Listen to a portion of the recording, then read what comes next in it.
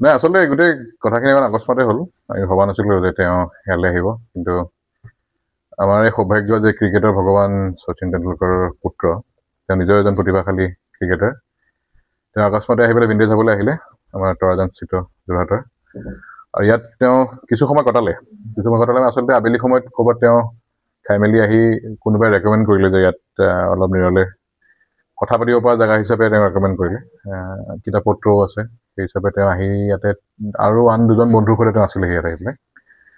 তেনেকৈ আহি পেলাই তেওঁ অলপ দেৰি বহিলে নিজৰ ভিতৰত কথা পাতিলে আৰু আমি প্ৰাইভেচি দিছোঁ কাৰণ তেওঁলোকে হয়তো বিচাৰে সেইকাৰণে প্ৰথমে গৈ পেলাই তেওঁৰ সৈতে চিনাকি হোৱাকৈ নাই তাৰপিছত লাহে লাহে তেওঁ ঠাইডোখৰ চালে কিতাপ পত্ৰ চালে হেৰি চালে এনেকৈ ঘূৰি পেলাই তাৰপিছতে আধা ঘণ্টা 45 মিনিটমান বহি পেলাই তাৰপিছতে আমি তেওঁৰ সৈতে চিনাকি হ'লোঁ আৰু তেওঁ ক'লোঁ যে তেওঁ মানে অৰ্জুন তেণ্ডুলকাৰ নেকি বোলে সুধিলোঁ যে আৰু অৰ্জুন তেণ্ডুলকাৰ কৈছে নাই আই এম তেতিয়া আমি ক'লোঁ যে ইটছ এন অনাৰ ফৰ আছ আমি তেওঁ যে ইয়াত পাইছোঁ ডাঙৰ কথা যোৰহাটলৈ আহিছে চবকৈ ডাঙৰ কথা এটা আৰু তেওঁ কৈছে যোৰহাটত তেওঁ প্ৰথমবাৰ সেইকাৰণে তেওঁৰ অভিজ্ঞতাটো ক'লে অলপমান আৰু তাৰপিছতে আমি যোৱা সময়ত ফটো তুলিলোঁ আৰু লগতে আমাৰ এখন জুবিন গাৰ্গ স্পেচিয়েল ইছ্যু এখন উলিয়াইছোঁ মই এখন দেখুৱাম এইখন তেওঁ আচলতে আমি জুবিন গাৰ্গ বিশেষ সংখ্যা হিচাপে ওলাইছোঁ শ্ৰদ্ধাঞ্জলি সংখ্যা ইংৰাজীতে ওলাইছে চং বাৰ্ড ইন দ্য ষ্টৰ্ম বুলি ভিন্টেজ অফ টাইমছৰ প্ৰত্যেক মাহে ওলাই নৱেম্বৰ মাহৰ সংখ্যাটো আমি জুবিন গাৰ্গক দিছিলোঁ আৰু এই বিশেষ সংখ্যাটো মই তেওঁৰ হাতত গতাই পেলাই ক'লোঁ যে you must give it to the senior Tendulkar সেইকাৰণে তেওঁ ক'লে যে নাই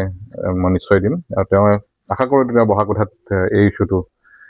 তাত শুৱনি কৰিব সেই বহা কোঠাটো আৰু জুবিনদাৰ বিষয়ে তেণ্ডুলকাৰ পঢ়ক তেওঁৰ পৰিয়ালো পঢ়ক সেইটোৱে আশা কৰিলোঁ আৰু তেওঁক লগ পাই খুবেই ভাল লাগিল আমি সৌভাগ্যৱান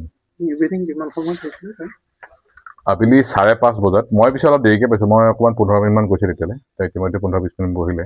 তাৰপৰা এনেকৈ চিনাকি হ'লোঁ লাহে লাহে তেওঁ সহজ হ'ল কথা পাতিলে তাৰপিছতে তেওঁ অলপ সময় আমাৰ ইয়াত চাহৰ বুটিক এখনো আছে